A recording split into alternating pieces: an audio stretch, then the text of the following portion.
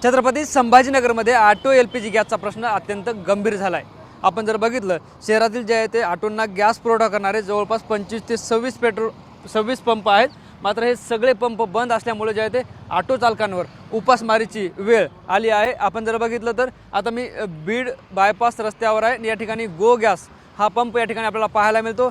काल या पंपावर जे आहे ते दोन्ही बाजूने जवळपास 2 किलोमीटरच्या रांगा होत्या। मात्र आज या पंपावर जे आहे ते स्टॉक उपलब्ध नाही असे जे आहे ते बोर्ड लावण्यात आला आहे। यामुळे जे आहे ते ऑटो चालक जे आहे ते अडचणीत आले आहेत। काल जर या रस्त्यावर आपण बघितलं तर रस्त्यावर जे आहे ते या बाजूला सुद्धा 1 किलोमीटरची रांग होती आणि डाव्या बाजूला सुद्धा 1 किलोमीटरची रांग होती।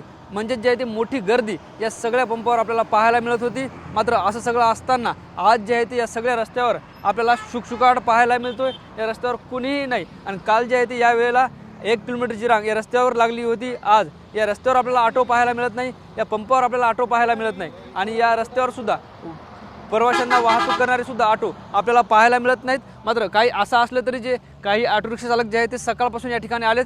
गॅसची गाडी आली तर आपल्याला गॅस मिळेल अशा पद्धतीची जे आहे ते सगळी भावना यांच्या मनात आहे। त्यांच्यासोबत सुद्धा आपण चर्चा करणार आहोत। नेमकी काय परिस्थिती शहरात आहे, काय सांगाल, काय नाव आहे आणि कधीपासून इथं आलात?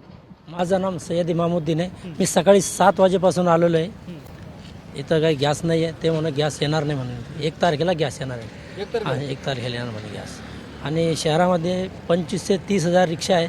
30 हजार रिक्षा बंद नाही, 30 हजार कुटुंब बंद आहे। त्यांचं जीवन सर्व रिक्षावरच असते आहे आणि रिक्षा बंद असल्यामुळं आमची परिस्थिती जरा बिकट चालली आहे। तुमचं काय नाव आहे? आता शहरातल्या एकाही पंपावर गॅस नाही का?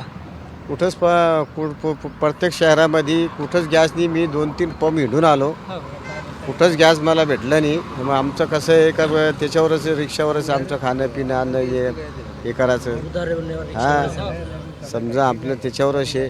मी 2-3 ठिकाणी पाहून आलो इथं आणि पॅसेंजर बी हे इतकं रोडवर इतकी परेशान, इतकी गर्दी उडाली लोकांची, बेकार परिस्थिती।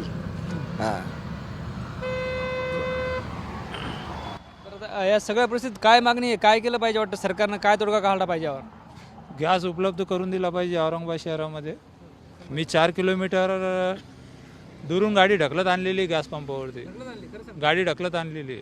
सकाळी 5 वाजेला आलेलो आहे मी, तर मी 4 वाजेपासून गाडी ढकलत इथपर्यंत आलो आहे सकाळी लवकर नंबर लागावं म्हणून। आणि इथं आल्याच्या नंतर आता 10 वाजता आहे, गॅस नाही आहे सांगितले।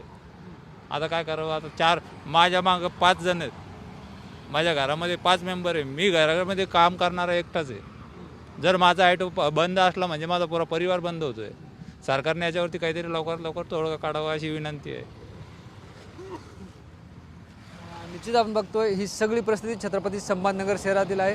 ऑटो LPG गॅस मिळत नसल्यामुळे अनेक जे आहे ते रिक्षा चालकावर आता उपासमारीची वेळ येण्याची शक्यता आहे आणि सरकारने यावर तोडगा काढावा अशी मागणीसुद्धा ऑटो रिक्षा चालक करताना पाहायला मिळतात। कॅमेरा पर्सन विकी चव्हाणसह ज्ञानेश्वर लोंढे, TV9 मराठी, छत्रपती संभाजीनगर।